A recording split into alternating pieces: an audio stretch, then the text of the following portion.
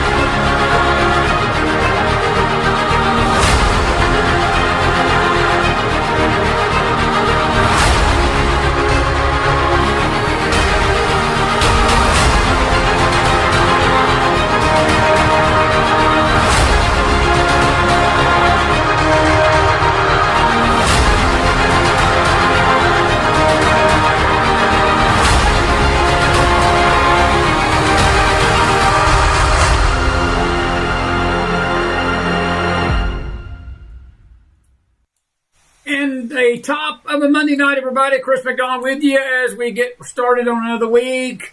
Happy Cinco de Deporto, whatever that means. We had a good time today. We had a good time today on our K-Star Talk Radio show today, and we hope that you got a chance to see it. We played a clip, and I probably should try to play that here tonight. This is, where's this guy at? I don't know who he was. He did a good job. I'm gonna play the video or the audio of it. I'm gonna try to download the video before it's over. My fellow Americans, hang on just a second. I can do this right quick, and you got to see this. This is if President Trump was in charge of the Cinco de Mayo greeting, I believe this is what he would say to him tonight. And you just gotta love President Trump. Roll tape. My fellow Americans, tu presidente favorito. And I wanted to wish you a very happy Cinco de Porto. Cinco de Porto is a tremendous day. To all of the illegals, gang members, drug traffickers, human smugglers, and all around bad hombres. Te vamos a sacar de nuestro país, or as I call it, we're getting you the hell out of our country. MS-13, we're getting you the hell out. Tren de Aragua, we're going to get you out, or we're going to put you in Alcatraz. We'll call you Tren de Alcatraz, because we want to reopen Alcatraz. All my beautiful people, they said to me, sir, they said, senor, why do you want to reopen Alcatraz so badly? I said, mi hermano, I got to tell you, you look at it, it's called The Rock. It's named after me. It needs to start acting like it. We are going to rebuild it so beautifully and so strongly and so greatly. We will make Alcatraz great again. We will make America safe again. Thank you. God bless you. Happy Cinco de Porto, and the best is yet to come. Créeme. Let me turn my volume up. Did you like that? I like that a lot. I think I'm going to play that again just so the Democrats can hear it loudly this time. This is how we Republicans feel about Cinco de Porto Day. Roll the tape. My fellow Americans, tu presidente favorito. And I wanted to wish you a very happy Cinco de Porto. Cinco de Porto is a tremendous day. To all of the illegals, gang members, drug traffickers, human smugglers, and all around bad hombres. Te vamos a sacar de nuestro país, or as I call it, we're getting you the hell out of our country.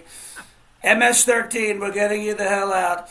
Tren de Aragua, we're going to get you out, or we're going to put you in Alcatraz. We'll call you Tren de Alcatraz, because we want to reopen Alcatraz. All my beautiful people, they said to me, sir, they said, senor, why do you want to reopen Alcatraz so badly? I said, mi hermano, I got to tell you, you look at it, it's called The Rock.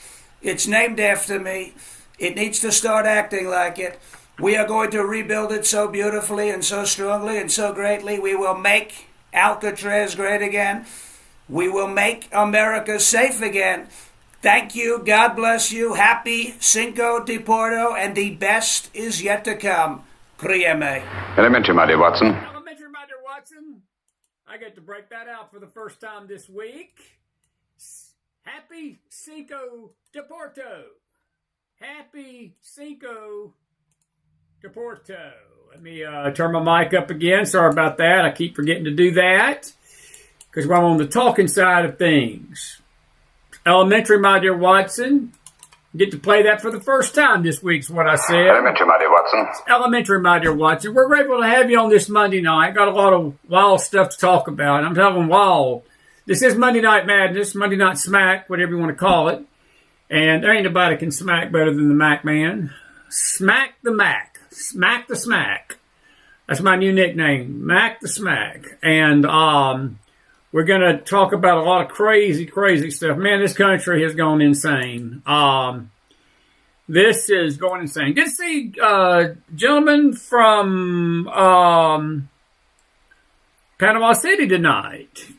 Looks like down the road from me. Good to see you. Aloha from Hawaii. And anyway. Good to see everybody in the house. And we're gonna have a good time tonight. We're just getting started here on this Monday night. I gotta show you something that the Democrats and the left is all upset about tonight. And it ain't even about the Cinco de Porto anymore. Trump's Trump, and he posted an AI image yesterday. We're going to talk about the Pope a lot tonight. So if you're Catholic out there, please, this is not a affront to you, but I'm going to talk about the conclave a little bit tonight. But you got to love Trump. You just got to love Trump. This is his own AI image. And you can see that this was done in jest. And I'll just read the story to you. This is out of actually Israel. Even the Israeli press even picked this up this afternoon, and they were laughing about it and having a good old laugh about it, like most people with a sense of humor would.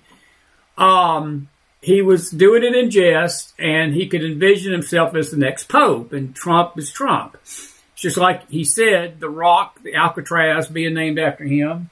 And if people would just understand that Trump talks like I do a lot of times, he talks with his tongue in his cheek. Tongue in cheek, we call that. For those of us that have a sense of humor and don't have a stick stuck about 6 feet up our backside. But the social media post by him, I'll just read you the article, has with an AI-generated image depicting himself as the new Pope, sparked outrage.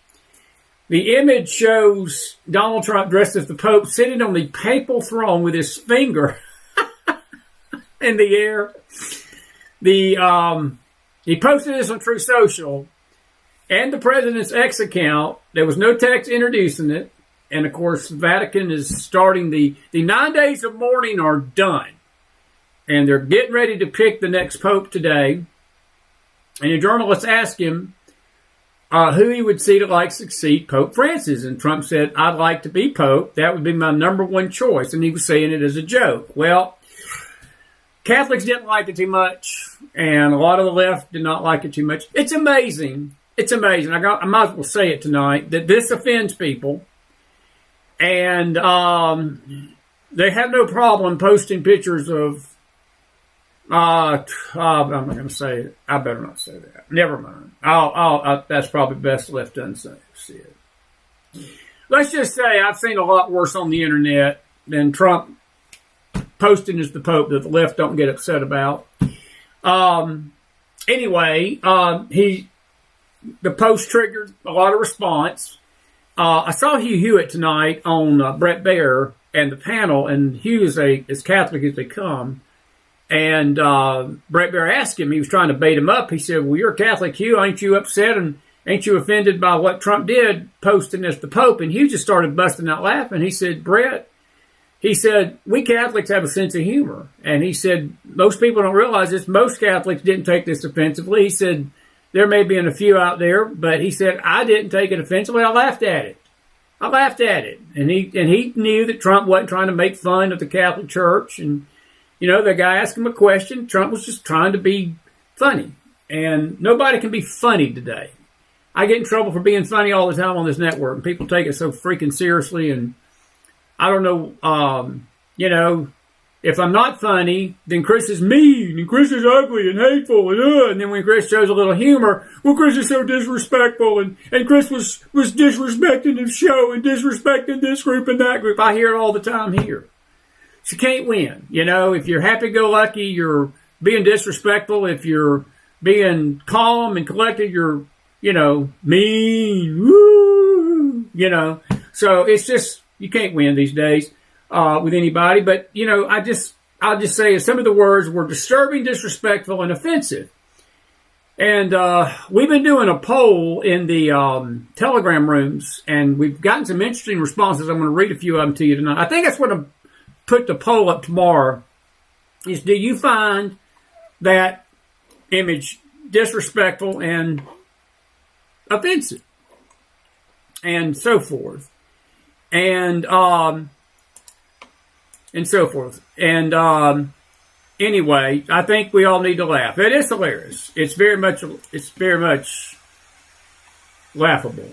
It is laughable. But just so we can be fair, I want to just show you that Babylon B has announced that there would be 12 changes that Trump Pope would make if he became the Pope. And I'm just going to read them tonight and get this out of the way, and because I got something very serious to talk about the Catholic Church too tonight. And folks, please don't be a distraction in the forum. Just let me do the talking right now and affirm. We'll get your comments and your questions later, but don't be bombarding the chat with talk right now. Just listen to me. Number one, the number one thing that will happen if Trump is elected Pope is the communion wine will now be replaced with Diet Coke, because alcohol shall never touch Trump's lips. Number two, Big Macs will now be allowed on Friday during Lent. Thank you, Pope Donald. It's a good thing his last name ain't Mac. That would be a tough one. The song YMCA will be declared as an official hymn. Mass is about to get a lot more exciting. And folks, for you out there that think we're making fun of the Catholic Church tonight, we're not making fun of it, but I'm making fun of the people that are getting offended by an image. But the face of Trump will be painted over the face of Adam in the Sistine Chapel. Beautiful. The Orthodox will get bought out in a hostile takeover immediately. The Bible, according to the Babylon Bee, will be changed with all references to Joseph to say Sleepy Joe.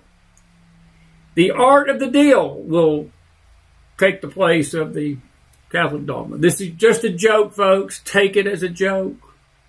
Any saint who was martyred, Trump will consider them a wimp. Orange will be the new liturgical color. Massive tariffs will be leveled in purgatory, which we don't believe in. But this is a joke. Confessions will now be beginning with confessing your favorite pope. And the Pope Mobile, I had a Macmobile, will be replaced with the holy Cybertruck. Huge upgrade. Thank you, Elon. And Trump had a lot to say about this today, and I had the video, but he had Roger Goodell in the White House, and they were talking about the upcoming draft, and one of the reporters tried to trap him, tried to get him to confess that he had offended 1 billion Catholics, and Trump just started laughing, and he said, look, he said, I can't be Catholic. He said, if I became the Pope, he said, I couldn't be married to my beautiful wife, Melania. And he said, I don't want to give up that. And he said, I'm not going to give up that. He said, I don't think the Catholics believe in marriage too much. And Trump made a joke about it. Just like Chris is making a joke about it tonight. It's a joke, folks. It was a joke. But we're so uptight in this country, we can't laugh anymore. We're so freaking uptight, we can't take a joke. And it's like everything Trump says, everything Trump does, everything Trump breathes, everything, if he turns his tie a certain way, he can't breathe, he can't move. Just lighten up. It's a joke. The Babylon Bee was a joke. The Babylon Bee was just trying to make light of it. And look, Catholics, if you're listening to me tonight, we respect your faith. We respect you. We respect your faith. And we know you've got a very serious choice coming up with your Pope.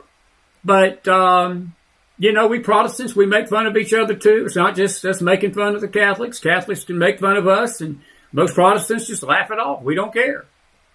Because most of us have a sense of humor. And, it's all right. As long as you're not trying to cut my head off, as certain religions do, just saying, then we're going to get along just fine. We're just going to get along just fine. Because there's some religions that don't joke at all. They just want to lop your head off if you don't believe in what they believe in. So, just saying. Now, we got other stories tonight, now that I've got myself in all sorts of trouble. I got some video I'm going to play, and here is the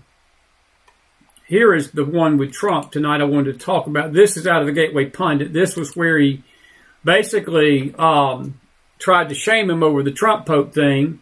And press conference today, this is what he said. I'll just quote it for you right here. He said, "Oh, I see you mean they can't take a joke. You don't mean the Catholics. You mean the fake news media. The Catholics loved it." And most Catholics did. Roll the tape. Let's see if this will play. The Catholics were not so happy about the image of you looking like the Pope. Oh, I see. You mean they can't take a joke? You don't mean the Catholics. You mean the fake news media. Not the Catholics loved it. I had nothing to do with it. Somebody made up a picture of me dressed like the Pope, and they put it out on the internet. That's not me that did it. I have no idea where it came from. Maybe it was AI. but I know nothing about it. I just saw it. So Trump didn't even do it. Actually, my wife thought it was cute. She said, "Isn't that nice?" Actually, I would not be able to be married, though.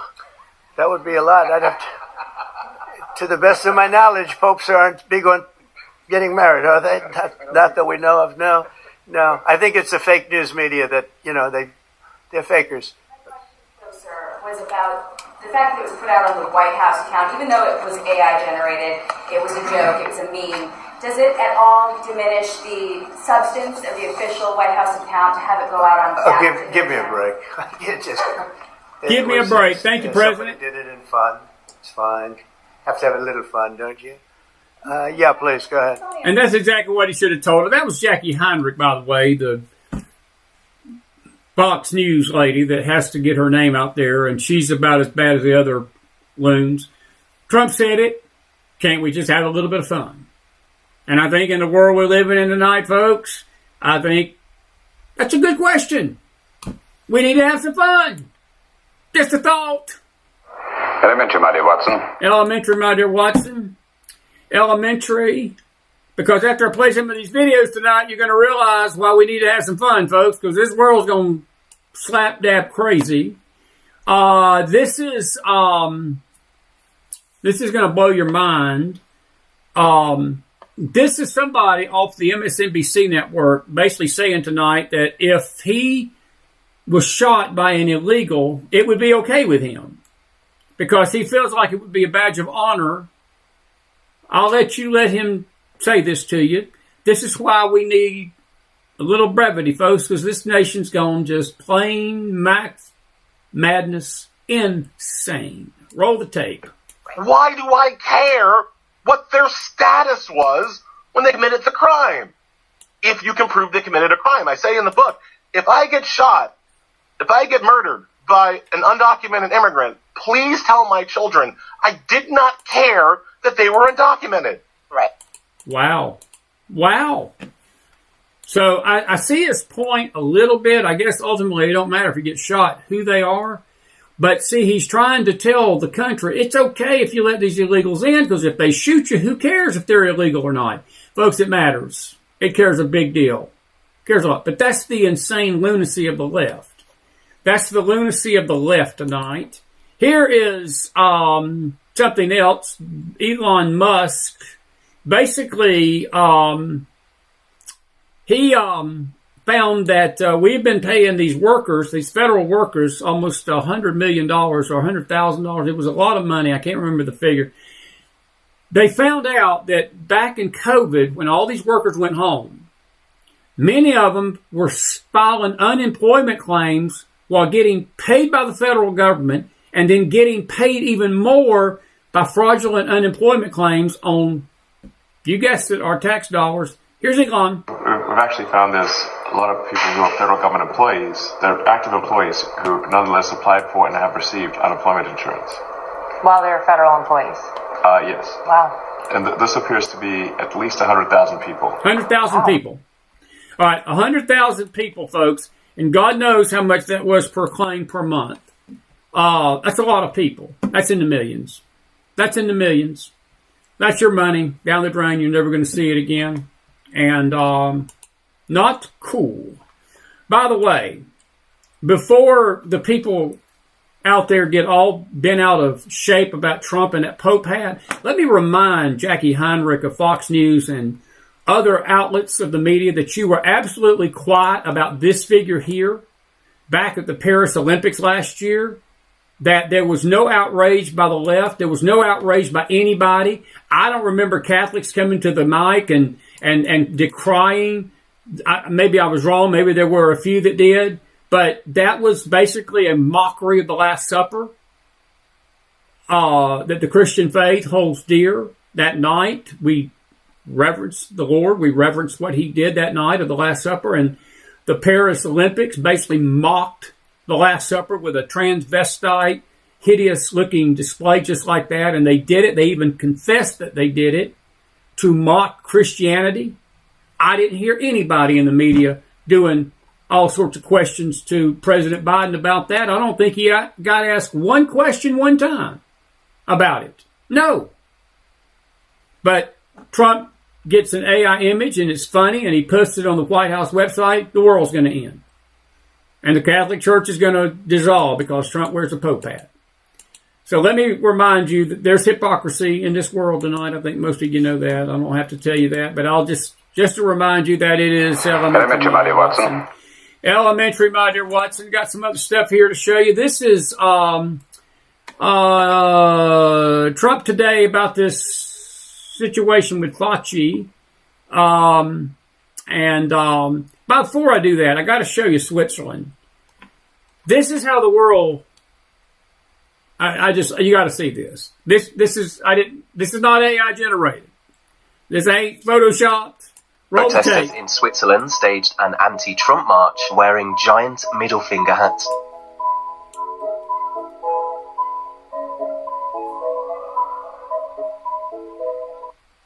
Let me play that again, just in case you weren't sure what you just saw. Anti-Trump marchers in Switzerland today. Protesters in Switzerland staged an anti-Trump march wearing giant middle finger hats.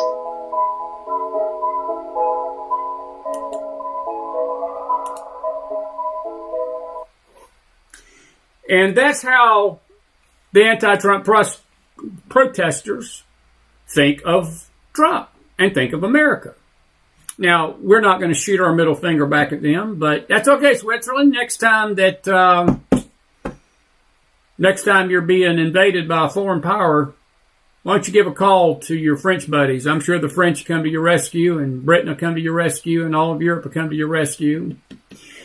There's a little nugget in that some of you will get. All righty. Here is Trump about COVID function. Dr. Fauci, folks, let me tell you this. Dr. Fauci is about to face justice for the stuff that he pulled in 2021. Then I'm going to get to my main story tonight and take your questions. Roll the tape. Gain-of-function research is a type of biomedical research where pathogens are adulterated viruses or adulterated to make them more potent or to change the way that they function. Many people believe that gain-of-function research was one of the key causes of the COVID pandemic that struck us in the last decade. What this executive order does, first of all, it provides powerful new tools to enforce the ban on federal funding for gain-of-function research abroad. It also strengthens other oversight mechanisms related to that issue and creates an overarching strategy to ensure that biomedical research in general is being conducted safely and in a way that ultimately protects human health more. It's a big deal. It could have been that we wouldn't have had the problem we had. A lot of people say that, sir. If we had this done. Yep. Earlier. We would not have had the problem we would have had that been done 4 years ago. It was not. And I just hope. Robert F. Kennedy was on Laura Ingraham tonight, and there is about to be some, let's just say, some make justice coming down the pike. Roll the tape again. Gain-of-function research is a type of biomedical research where pathogens are adulterated viruses or adulterated to make them more potent or to change the way that they function. Many people believe that gain-of-function research was one of the key causes of the COVID pandemic that struck us in the last decade. What this executive order does, first of all, it provides powerful new tools to enforce the ban on federal funding for gain-of-function research abroad. It also strengthens other oversight mechanisms related to that issue and creates an overarching strategy to ensure that biomedical research in general is being conducted safely and in a way that ultimately protects human health more. It's a big deal. It could have been that we wouldn't have had the problem we had. A lot of people say that, sir. Yep. A lot of people say it, a lot of people believe it, and he did the right thing. Here is Mr. Tim Waltz. I had another name for him, but I'm going to be nice tonight on this Monday night. I'm going to try to be nice. He's going to tell us tonight that Kamala Harris was a better president than JFK and all these past. Listen to this. This is, again, why we need Trump in that Pope hat to make us laugh.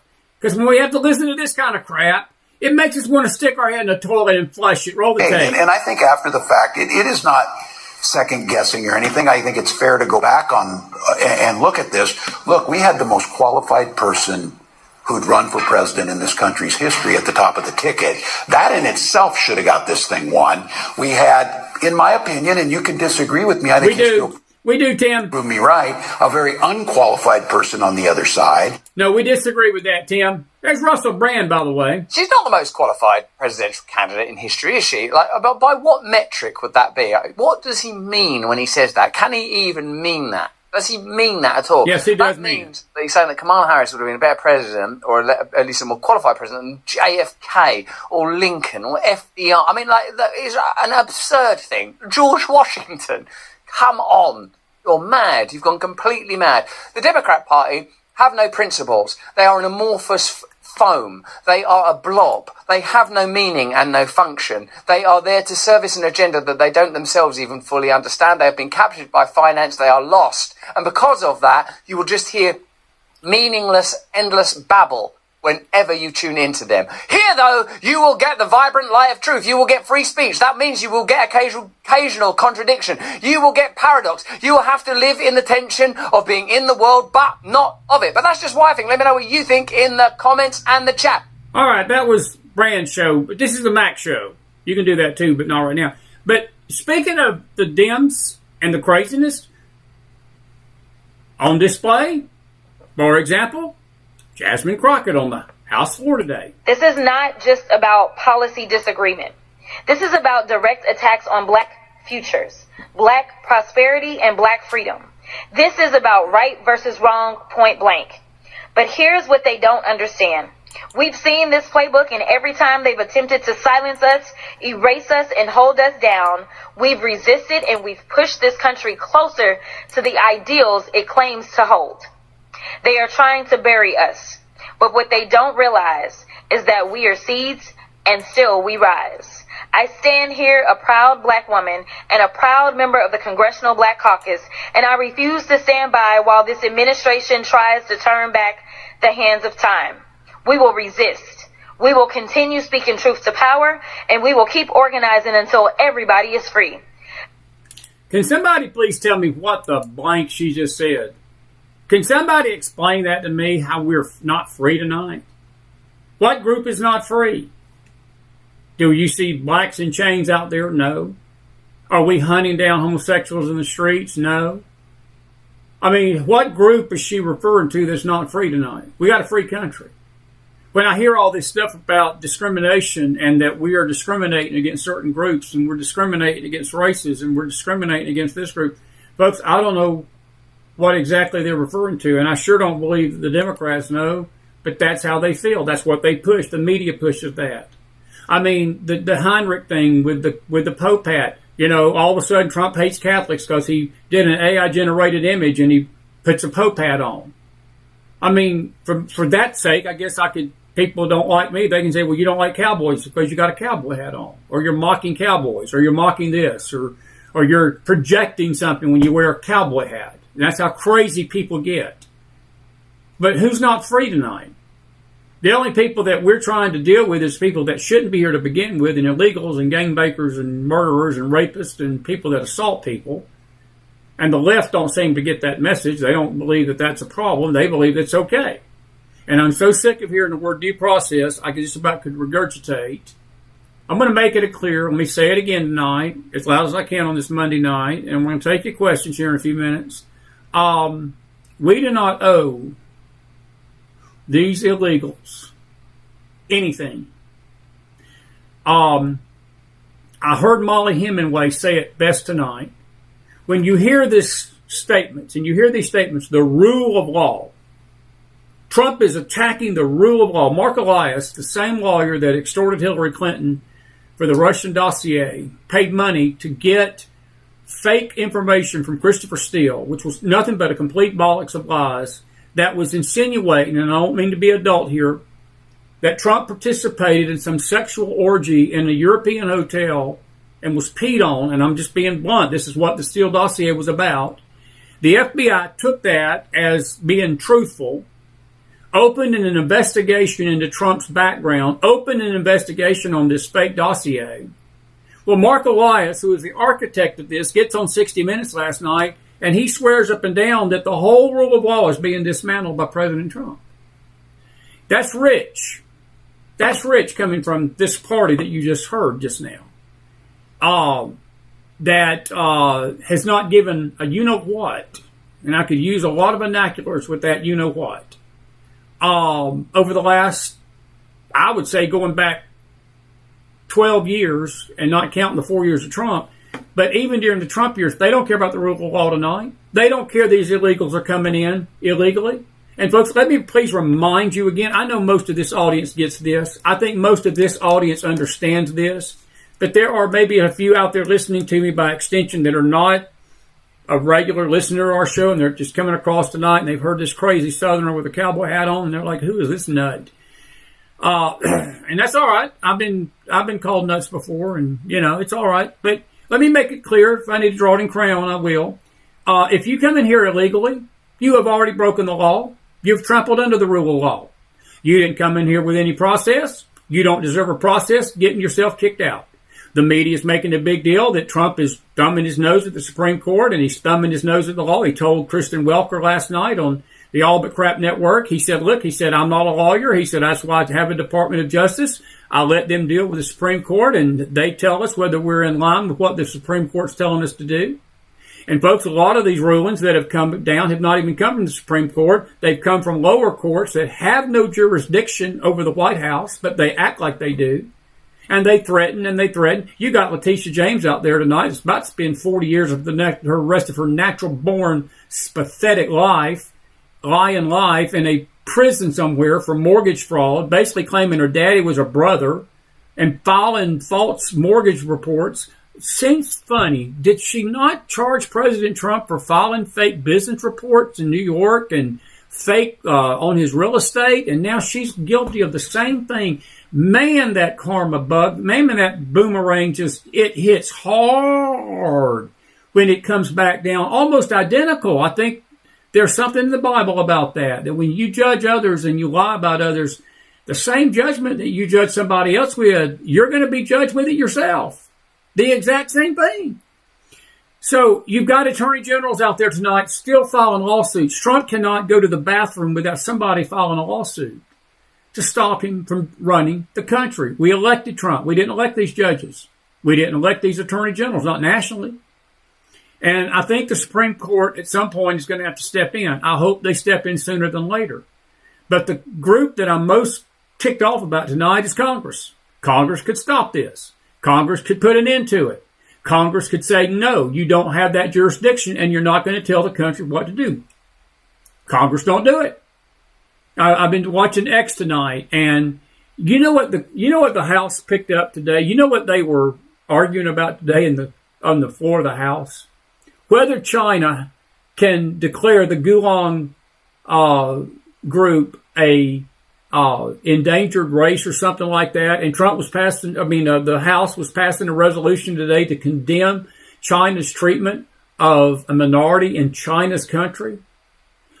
Do you not think that we could be figuring out more things to be discussing tonight on the House floor that have to do with Americans than that? This is what drives us insane, folks. This is why we need that Trump hat to make us laugh. This is why we need some laughter. Because we're getting ready to bite our teeth into two, and we're getting ready to scream. So, look, these illegals have no rights.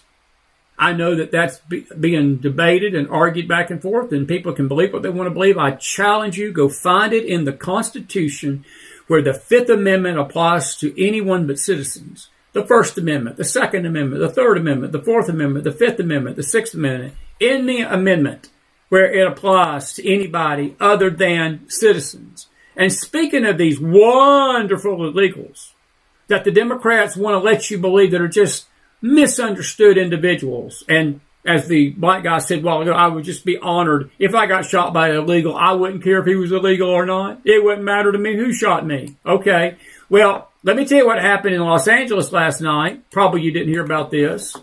But illegal immigrants, and I hate to use that word immigrants. Mario uses immigrants. I'll just call them like Maria Espinosa told me to from the first day I met her. Illegal aliens charged in a savage LA murder after Sanctuary City release. These illegal aliens from Georgia have been charged with the brutal killing of an Israeli businessman in L.A. One suspect had been previously released by a sanctuary city, and I don't have the full tweet. It's on my timeline, on my X account of the McFiles 55. Maybe the McFiles 45. Yeah, we're 55 on Rumble. We're 45 on X. The McFiles 45, I encourage you to follow us there. Follow us on Telegram, on both the news side and the Mac News and Journal Report side. Both pages now have news stories on them. We're making both more interactive. We need you to subscribe to there. Keep our numbers up if you don't mind. Help us there. All three had been charged and arrested before. They were released by Joe Biden. They were protected by Gavin Newsom. So what do? They go out and kill an Israeli businessman. And another person is dead. Another family has been mourning tonight the loss of a father, probably a brother, a grandfather, a son, a daughter, or not a daughter, but a son. So, go figure. But this is the group that the left is protecting. And I want to say it again tonight, folks. They have no rights. They have no rights in this nation. And the only thing they've got to do is celebrate Cinco de Porto. Trump has given him $1,000. Did you hear about this? We haven't talked about Alcatraz tonight. Trump has given them $1,000, offering them $1,000 to get out of Dodge. Go home. We'll pay you to get out. And the left's still claiming that he's being mean-spirited and unconstitutional. I wouldn't give him nothing. Trump's doing more gracious than I do. I wouldn't pay him nothing. They don't deserve $1,000. I don't know where they're going to get that money from, but they don't deserve $1,000 of taxpayer money to tell them to leave. No, they do not pass go, and they do not collect $1,000. They do not collect $200. They go directly to jail. That is why Trump today has got the left in a tizzy. And I think we've got this story. Do we on the Newswire? I know we've got it on our X page. Let me see if I can find that story on our page here. We talked about it. I know we talked about it on the radio program today, but Alcatraz is coming back. The Rock, when you heard the guy talking about The Rock, he was talking about the famous prison that housed some of America's most notorious gangsters. And he is about to open it again. Yeah, there it is right here. Let me put this up, show you this on our Newswire page, and tell you what Trump had to say about this today, because he's basically saying if these leftist judges continue to do what they're doing and make us keep these gangbangers and these illegal murderers in, then he's got a place for them to go. And he is about to fix this problem once and for all. And this will get the left messed up too. The left's going to be upset about this as well. But here he is right here. This is in this morning or last night. He said what was one of the world's most iconic prisons is about to be reopened for business, and the left is losing it. And I'll just read you his quote, and then I got to read you a couple of quotes from Nancy Pelosi and other leftists, including Gavin Newsom. He says, for too long, America has been plagued by vicious, violent, and repeat criminal offenders, the dregs of society who will never contribute anything other than misery and suffering. When we are a more serious nation in times past, we did not hesitate to lock up the most dangerous criminals and keep them away from anyone they could harm. And that's absolutely correct. That is absolutely correct. Trump went on to say, he said, that's the way it's supposed to be. No longer will we tolerate these serial offenders who spread filth, bloodshed, and mayhem on our streets. That is why today I am directing the Bureau of Prisons, together with the Department of Justice, FBI, and Homeland Security, to reopen a substantially enlarged and rebuilt Alcatraz to house America's most ruthless and violent offenders. And there's his True Social post that he posted, and he says, we will no longer be held hostage to criminals, thugs, judges that are afraid to do their job and allow us to remove criminals who come into our country illegally. The reopening of Alcatraz will serve as a symbol of law, order, and justice. We will make America great again. Well, you would think that people would be happy about that. Roll the tape. Where did you get the idea for reopening Alcatraz? Just an idea I've had, and I guess because the judges, so many of these radicalized judges, they want to have trials for every single, think of it, every single person that's in our country illegally, they came in illegally. That would mean millions of trials, and it's just so ridiculous what's happening.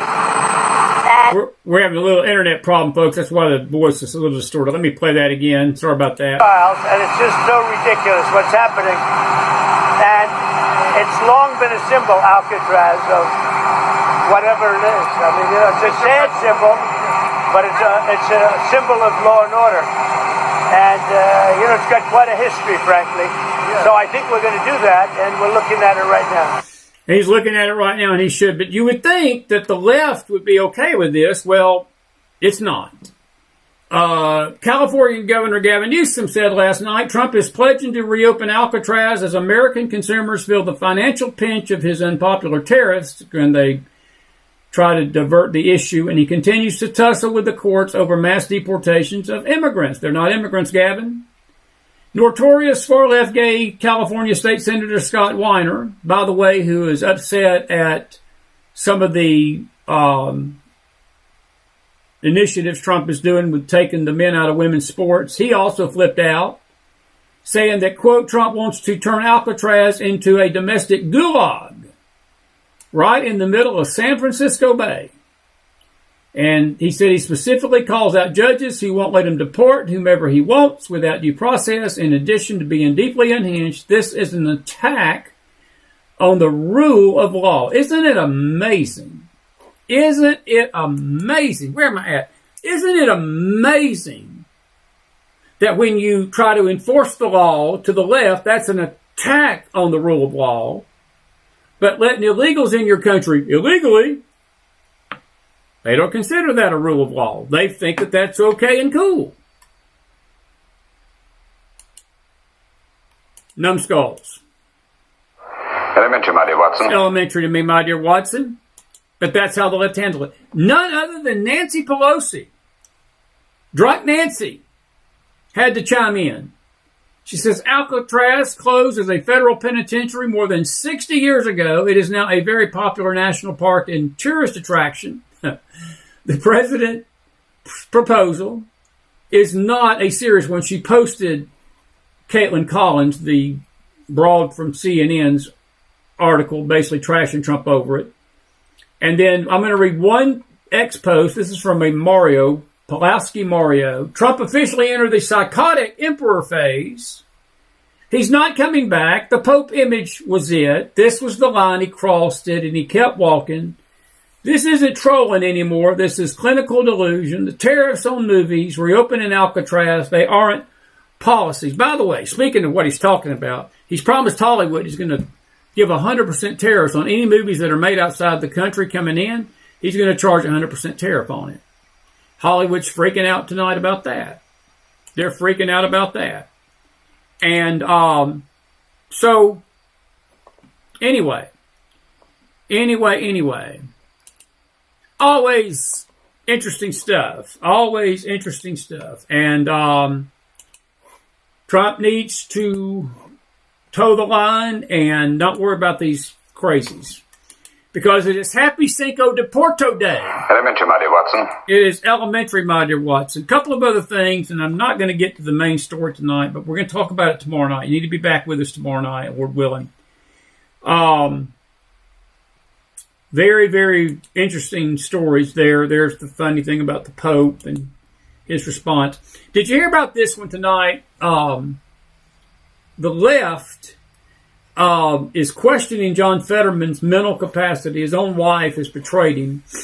I thought I had the story here. In fact, it was on this paper, the conservative roof. And let me just try to see if I can search Fetterman.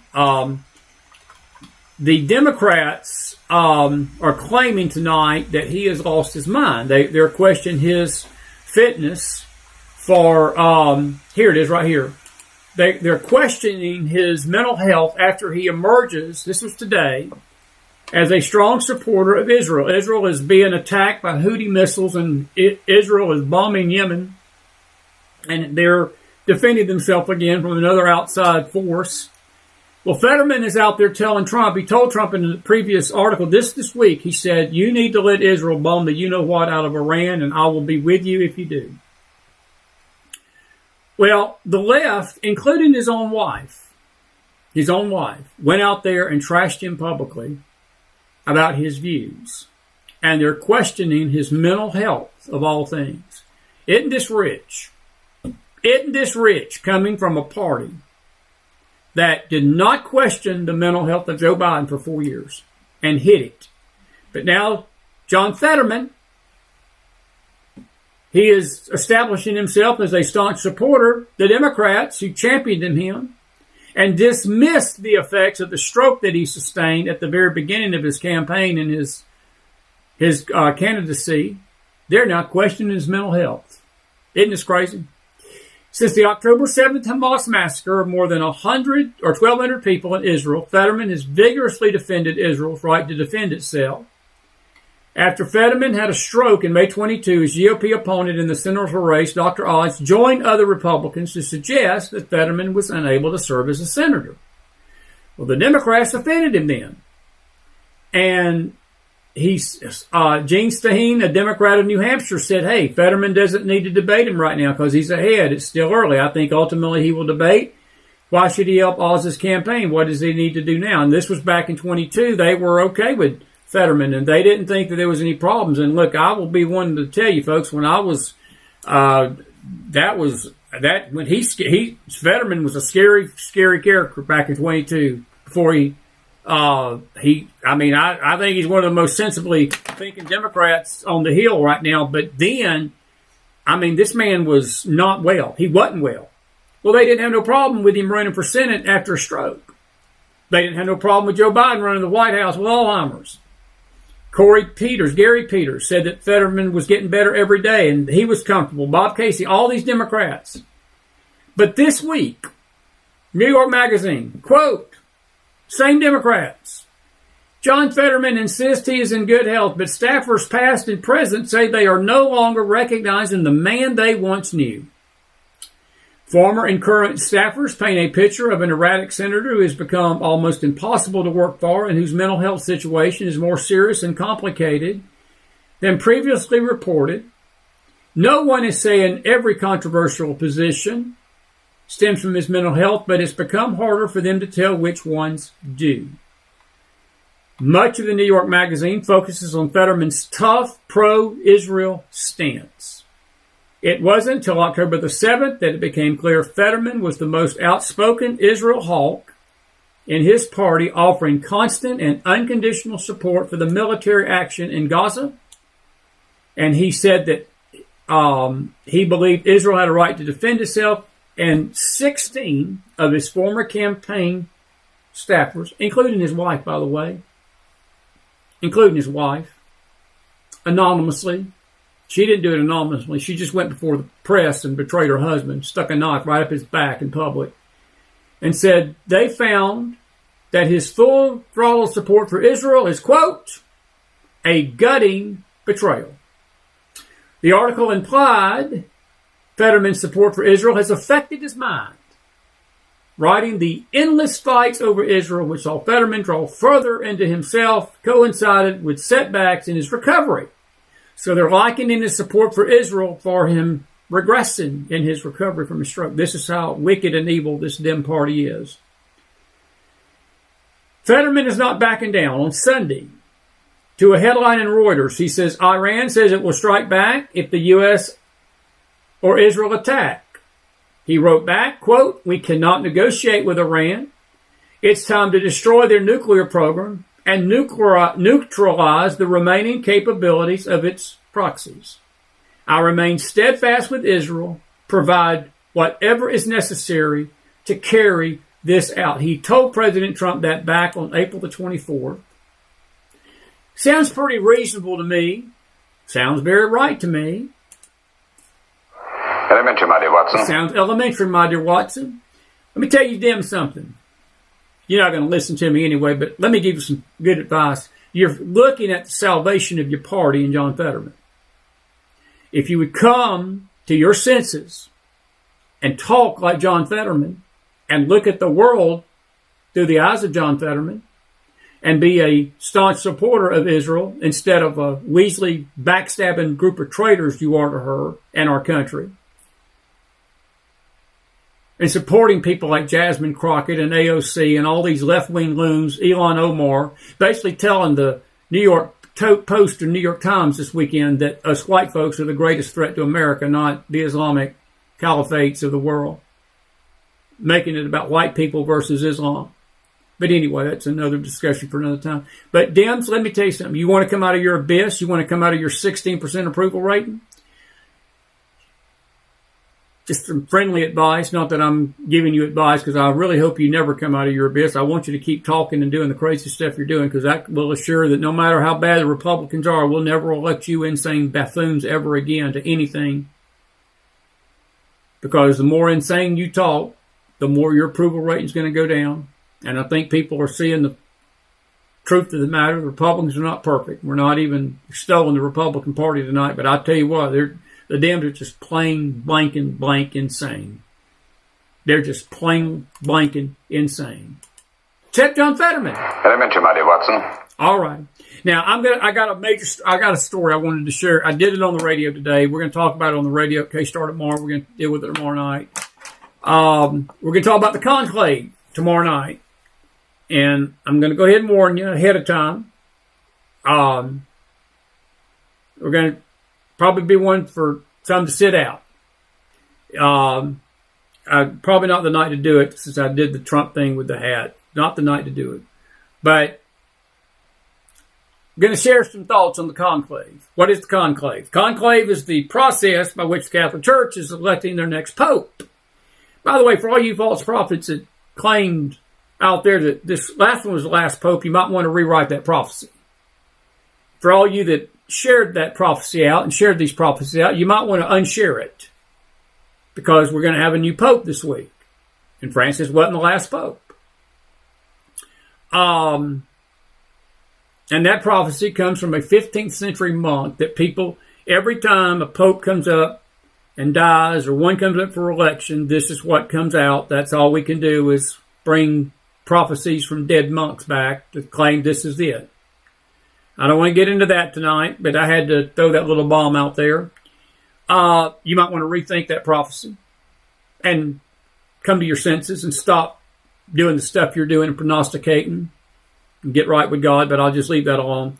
But having said that, we're going to deal with something very serious tomorrow night that is an issue. And it's not whether it's the last pope or not, but it's something that is probably coming in the future of a future pope. And there's some thoughts I've got on it. I talked about it today on the radio, and I will talk about it again on the radio tomorrow. And I'll just leave it at that. But that's tomorrow night. I'm out of time tonight because I want to take your questions before we get out of here on this Monday night. And if you've got a statement or a comment, knock yourself out and go for it now, because we are taking your questions. Any questions tonight about anything you've seen? I'm just curious. I'm going to ask you a question. I'll take a poll, just a informal poll tonight, and I'm going to just see, just for my own self, did you find the Trump Pope picture offensive? Now, you can answer that as Catholics, or you can answer that as Protestants. I don't care how you ask it. Carol Smith says, I read an article of reopening an 1,800-bed prison in northern Michigan for a detention center for illegals. I wonder if that's planned in other states. Carol, that is an excellent question, and I don't know, and that's something I will look into. Trump is going to say today that Alcatraz, that the part of the reason he's going to open Alcatraz is for these judges, they're going to throw these illegals back in the country. It's like, okay, well, we ain't got room for them, but I'll tell you what, we'll make room for them, but it ain't going to be the Shangri-La, it ain't going to be the Motel 6 or Super 8 or the Hampton Inn. We'll put him in the Rock. And look, I'm all for it. If these judges are going to do this stuff, I tell you what, okay, you don't want us to deport them? Okay, no worries. We'll fix it. We'll fix it. It's a good question. I hadn't heard about that, but I will check into that. And I think it's a great thing that Michigan is doing that. And I salute the Michiganders for doing that. Jenny Castellanova says, I called him Pope Magnifico. Patnifico. I like that, Jeannie. Dennis Floyd says, except for a handful, we need a whole new Congress. They only work about a third of the year. Are we overpaid, way overpaid, being most belong in jail as thieves and traitors? Dennis, I have no idea how to do that. Your question about how do we do it?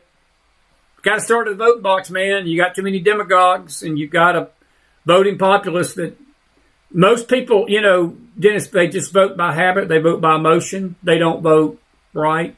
By the way, we haven't even talked about this tonight, and we should. Australia did not vote good over the weekend. They went fully left. Albanese is back in. I was shocked, honestly, that Trump tweeted out support for Albanese after the election, called him a good man. Albanese is not a good man. He is a tyrant in prime minister's clothes, and he is bringing Australia into a 1984 type atmosphere and is not pro-Israel. He is pro-Hamas, very socially woke, and is threatening free speech in a way that this Carney guy is threatening Canada tonight.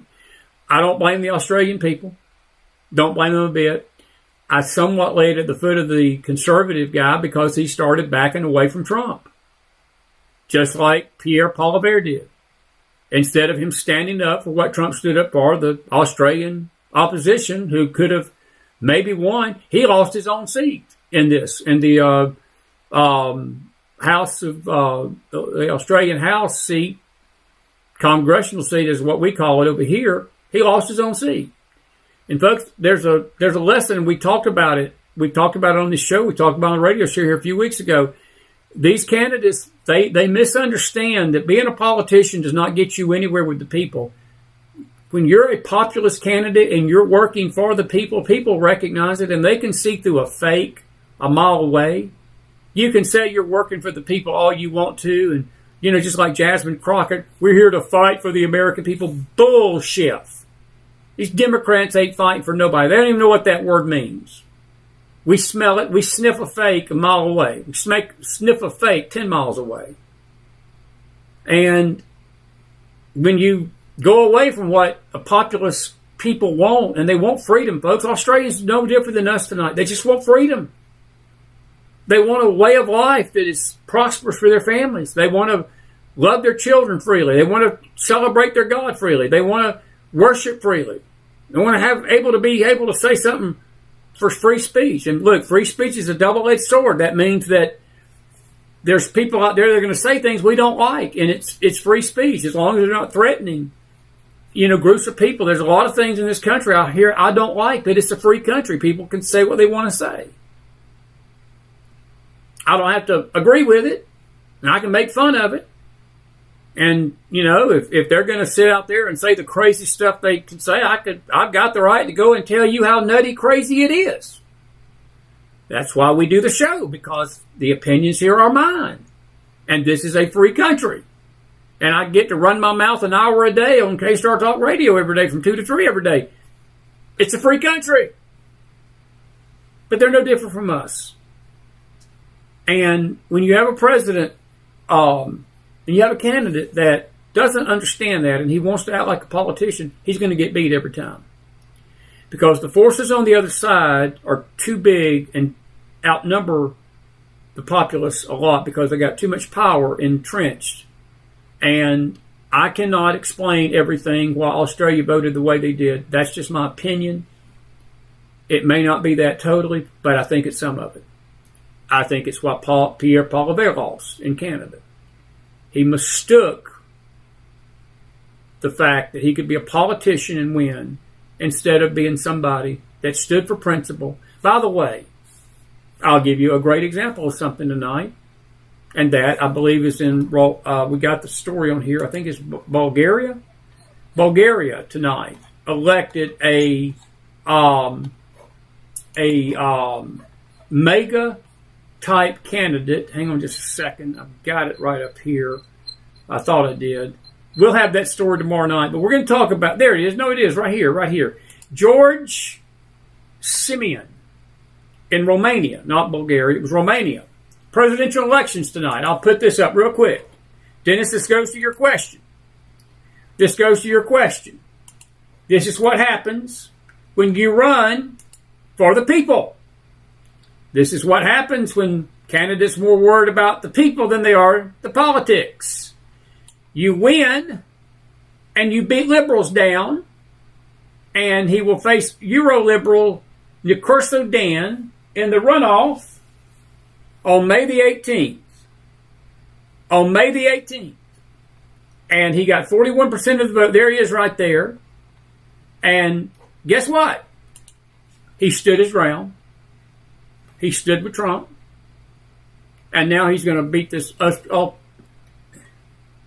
ultra-liberal in Europe. Dennis, your question, how do we get him out? Not going to be easy. Because we've got a populace that don't care. And this country had better stop taking for granted that we're going to be free. Or we're going to go the way of Australia. And we're going to go the way of Canada eventually. We're going to go the way of Europe eventually. They tried their best to do it the last 4 years. Obama tried to do it for 8. Trump has been the pause in all of this.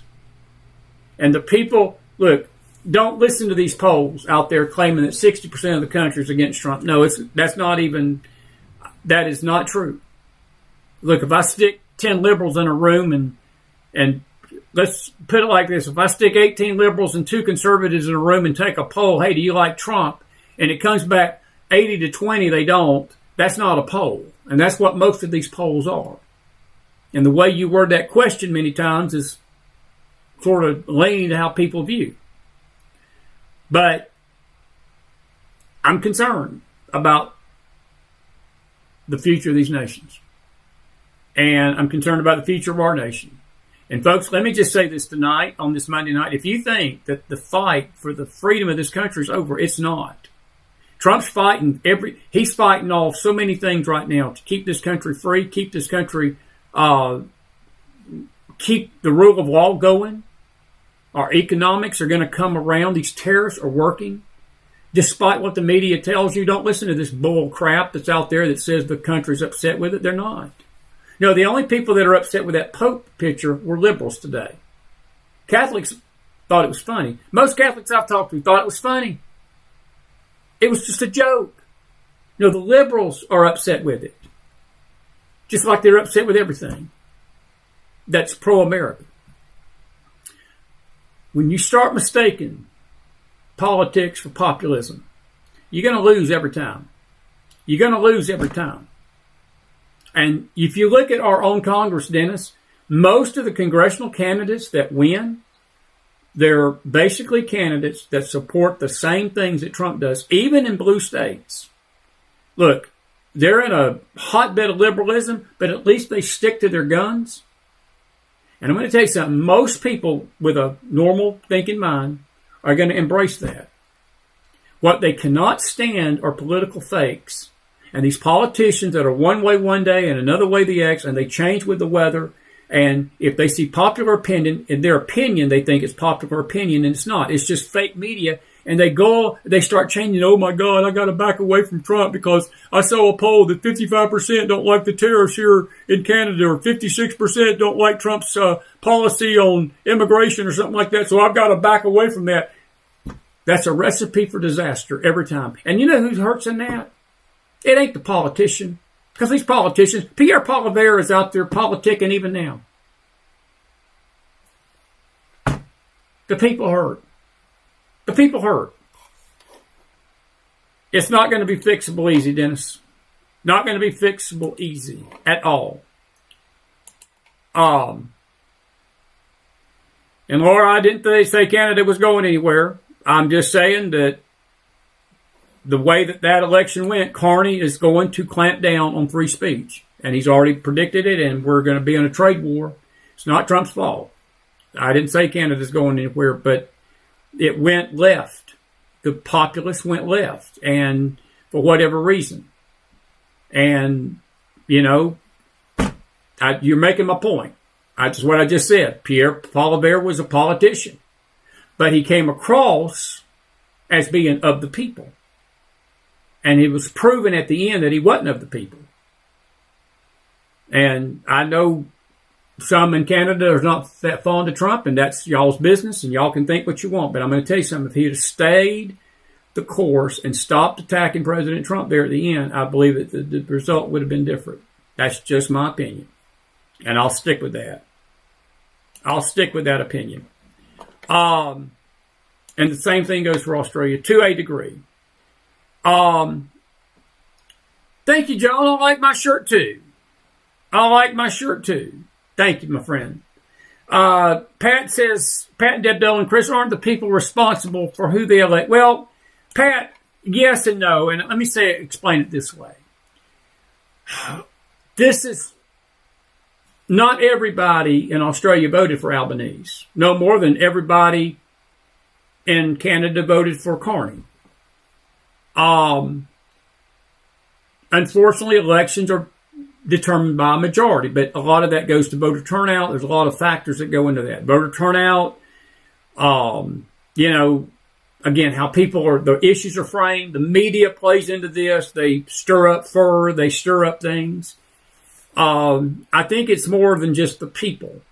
I think it's the nation itself. I don't want to say that it's 100% the people's fault, because I don't think it's anybody's fault. I just think that candidates, the way that they present themselves, sometimes people can sense things, and that we're not a dumb populist. Look, people in populous nations. Think about the situation in Romania. Look, that's a very liberal part of Europe, and you got a mega candidate over there tonight. Orban is another one. Victor, this Malaya in Argentina, great guy. I mean, he's tonight. We didn't even talk about the story. He's unearthing documents right now that have been hid for nearly World War II in 1945. So we're talking 80 years. There have been documents that have been sealed that showed the number of Nazis that were hiding out in Argentina after the war that we've never known about, that we're about to find out. And who knows what we're about to find out about Hitler. I mean, there's rumors that he snuck away to Argentina. I don't personally believe that, but look, if there's proof that he was there, Chris was wrong.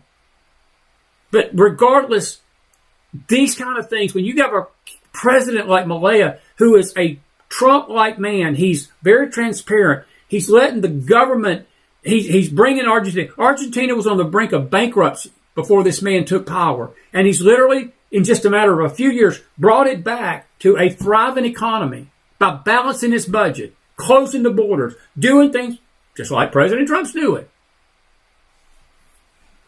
And the people of Argentina got so sick of what they were dealing with, they voted him in. Is it the people get who they elect ultimately responsible? To a degree. But there's other factors in that. There's other factors that go into that. And I'm not going to ever blame people, because a lot of these politicians, I want to say it again tonight, I don't care how much of a politician runs their mouth. People can sniff a fake out a mile away. People in these countries, for the most part, can sniff a fake out 10 miles away. And I'll just leave it at that. Kamala Harris got clobbered in November because people saw through the fakeness. Trump's first Republican president in 40 years, folks, won popular vote.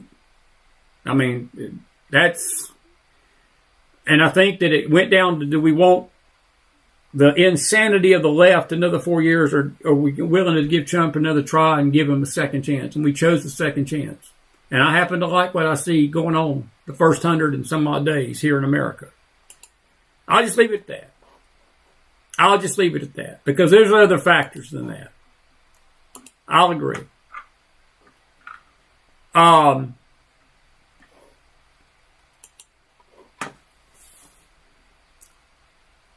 Yeah. All right. Any other questions? Any other questions?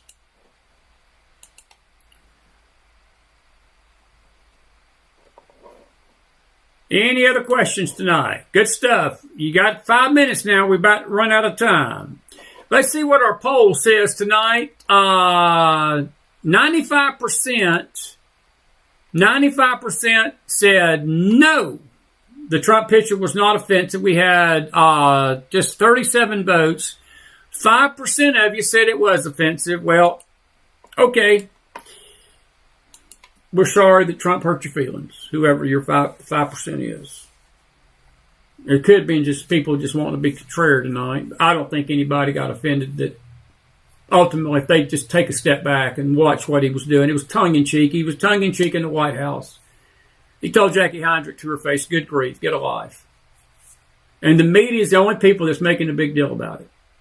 I don't see the Catholic League out there condemning it. I don't see Dolan from New York condemning it. I don't see the Vatican sending black smoke signals up with blank you Trump because you posted a picture of you as the Pope in it. I hadn't seen nothing out of Rome. I've not seen. The only people that are upset about this tonight is the American media. That's it.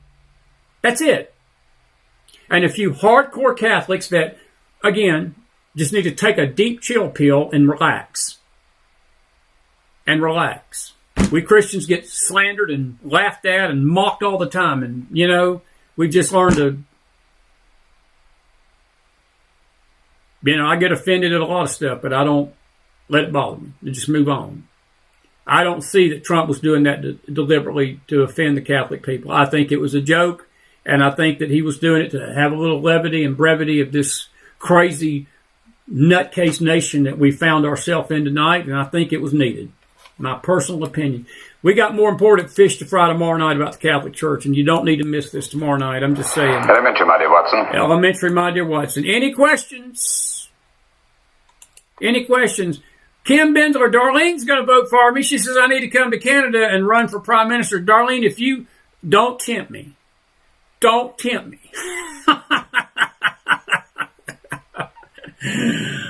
Oh, I will. I will. Any other questions, real quick? Bear likes that.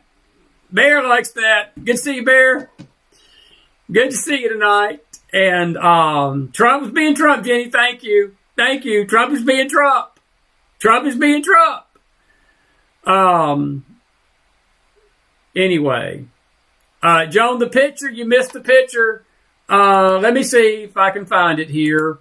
Where is that picture? I don't have it, John. You'll have to replay it. It's on a news article. It's where it's at, and I've already deleted that. John, if you'll go to our Telegram room, it's there. But anyway, hey, I do want to mention one quick thing before we leave you tonight. We did a poll. It's an interesting poll. We did it in our the network page, and we asked the question: what do you consider Trump's top successes during the first 100 days? It's interesting take, and you can see it on the McFiles channel and network, and then the Mac News and Journal report. 72% said border security was his top success. Now, we allowed multiple answers. 65%, and we've had 274 see the poll, 70 votes. 65% say Doge. 43% agree with the tariffs. Interesting. 37% say keeping men out of women's sports. Another 34% say cleaning out swamp. And 5% is other.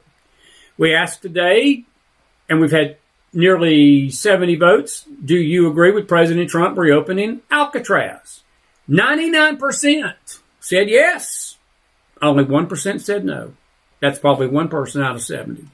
So that's sort of an interesting take. You can see that on our website. Roger says Carney received 82% of the vote in Canada. Roger, that's pretty incredible. I didn't know that. I thought it was closer than that. 82% of the vote.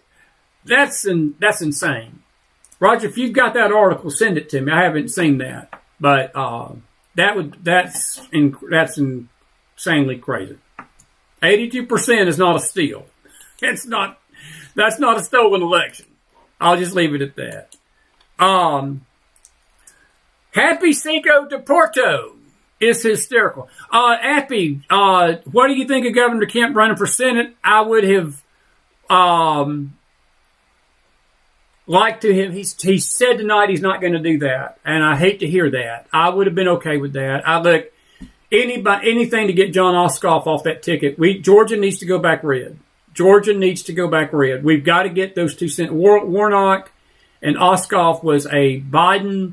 It was the time of all this election craze, and people were hating Trump in 2020, and they basically ran Kelly Loeffler against him, and she was a joke.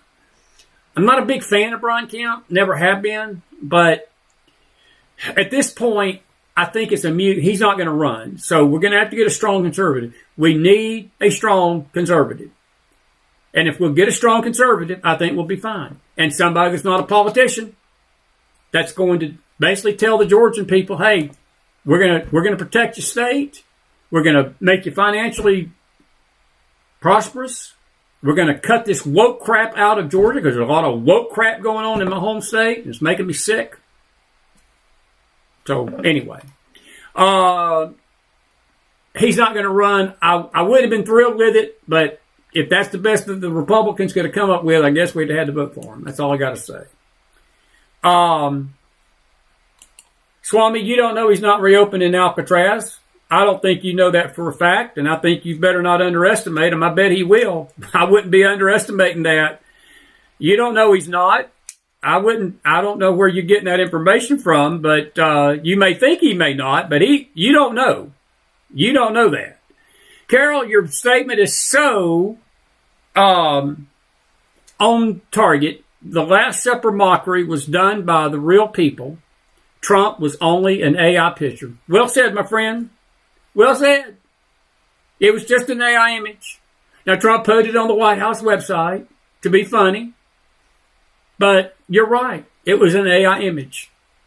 And that is very true. And the other one was complete blasphemy of the Last Supper. Debbie, you asked, have I seen this new Mahdi nut? Yeah, I've seen it. Don't think nothing about it. He's a nut. He's not a Mahdi. He's just another one. He was reading off a monitor, by the way. He was just wanting his 3 seconds of attention. I don't lose one bit of sleep over that crap. You had Christians all over the place sharing this video out of this nutcase claiming that this was the Antichrist. And had several of them send it to me.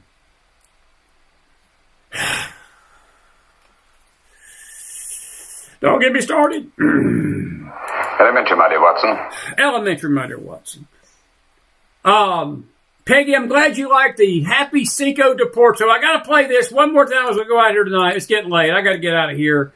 We got a lot of good stuff tomorrow night, folks. You don't want to miss this tomorrow night. But this for you, Peggy. This is for you. My fellow Americans, tu Presidente Favorito. And I wanted to wish you a very happy Cinco de Porto. Cinco de Porto is a tremendous day. To all of the illegals, gang members, drug traffickers, human smugglers, and all around bad hombres. Te vamos a sacar de nuestro país, or as I call it, we're getting you the hell out of our country. MS-13, we're getting you the hell out. Tren de Aragua, we're going to get you out, or we're going to put you in Alcatraz. We'll call you Tren de Alcatraz, because we want to reopen Alcatraz. All my beautiful people, they said to me, sir, they said, senor, why do you want to reopen Alcatraz so badly? I said, mi hermano, I got to tell you, you look at it, it's called The Rock. It's named after me. It needs to start acting like it. We are going to rebuild it so beautifully and so strongly and so greatly. We will make Alcatraz great again. We will make America safe again. Thank you. God bless you. Happy Cinco de Porto, and the best is yet to come. The best is yet to come. Believe me, and I will say amen to that, and I will say good night on that, and I will tell you that it is. Elementary, my dear Watson. It's elementary, my dear Watson, that we love you out there tonight. Have a good night. Did you enjoy the show? Put some fire in that house if you did. See you back here in the morning on the face side, back here tomorrow night on the radio. on the radio tomorrow at 2 o'clock. Happy Cinco de Porto. That's all I got to say tonight.